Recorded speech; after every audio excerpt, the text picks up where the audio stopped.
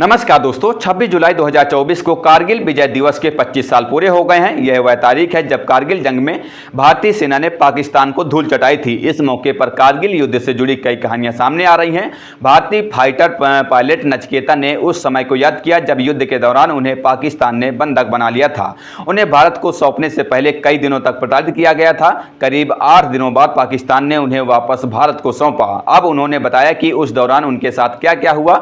आंध्र प्रदेश से ताल्लुक रखने वाले नचिकेता का जन्म 31 मई 1973 को हुआ था। दिल्ली के केंद्रीय विश्वविद्यालय में स्कूली शिक्षा हासिल करने के बाद उन्होंने नेशनल डिफेंस अकादमी की परीक्षा पास करके सेना में एंट्री ली। 25 मई 1999 से 26 जुलाई 1999 तक चले कारगिल युद्ध में नचिकेता भी शामिल थे। एक रोज फाइटर प्लेग बिग 27 उड़ाते हुए वो दुश्मन पर निशाना साध रहे थे। इसी बीच विमान का इंजन फेल हो गया। नचिकेता को विमान से एजेक्ट करना पड़ा, लेकिन नीचे एक और बड़ा संकट उनका इंतजार कर रहा था। लैंड करते ही भारतीय पायलट को पाकिस्तानी सैनिकों ने उन्हें घेर लिया था।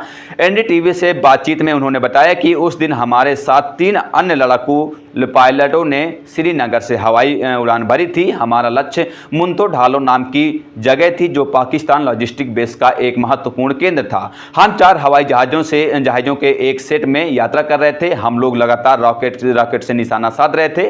कुछ देर बाद मेरा इंजन खराब हो गया। मेरे पास विमान से बाहर कूदने के अलावा कोई और विकल्प नहीं बचा था। विमान से कूदने के कुछ सेकंड बाद मैंने देखा कि विमान पहाड़ी पर दुर्घटनाग्रस्त हो गया था। उन्होंने आगे बताया कि कुछ ही देर में मैं पाकिस्तानी सैनिकों से घिरा था। थोड़ी ही देर में एक सैनिक ने मेरे मुंह में AK-47 की बैरल घुसेड़ दी। मैं ट्रिगर पर पड़ी उसकी उंगली को देख रहा था, सोच रहा था कि वह इसे खींचेगा या नहीं, लेकिन किस्मत को कुछ और ही मंजूर था। नचिकेता ने बताया कि विरोधी दस्ते के कैप्टन ने उस युवा सैनिक को ट्रिगर दबाने से रोक दिया। पाकिस्तानी सेना के कैप्टन ने अपने सहयोगियों को यह समझाया कि भारतीय पायलट एक सैनिक के रूप में अपना कर्तव्य निभा रहा है। इसके बाद नचिकेता को बंदी बनाकर शिविर स्तर पर ले जाया गया।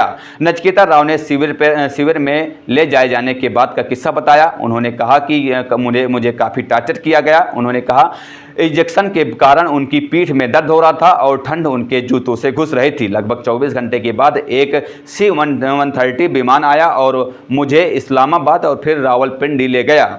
उन लोगों ने करीब 1 दिन बाद मुझे ISI के स्पेशल सेल को सौंप दिया। कैप्टन नचिकेता के शब्दों में इसके बाद जो हुआ वो काफ़ी बुरा था। उन्होंने बताया कि सेल में बिना दाना पानी के अकेले रहना पड़ा। यह बहुत कठिन हो जाता है क्योंकि वे आपको मानसिक, शारीरिक और भावनात्मक रूप से तोड़ना चाहते हैं ताकि आप कुछ उगलना शुरू कर दें।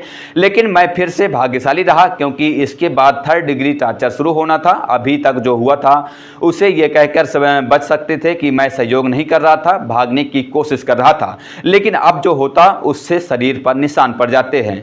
लेकिन वो स्टेज आने से पहले मुझे भारत वापस लाने का फैसला आ गया था। नचिकेता ने बताया कि कुछ देर के बाद उन्हें इंटरनेशनल रेड क्रॉस सोसाइटी ले जाया गया। वहां कुछ बेसिक ट्रीटमेंट हुआ। कुछ डॉक्यूमेंटेशन के बाद उन्होंने नचिकेता को फाइनली भारतीय दूतावास को सौंप दिया। अपने वतन आने के बाद उनका जोरदार स्वागत हुआ। उनके माता पिता उन्हें रिसीव करने एयरपोर्ट पहुंचे थे। देश लौटने के बाद कैप्टन नचिकेता लड़ाकू विमान नहीं उड़ा सके। उन्होंने उसके बाद ट्रांसपोर्ट विमान उड़ाया। साल 2017 में वे बतौर ग्रुप कैप्टन रिटायर हो गए।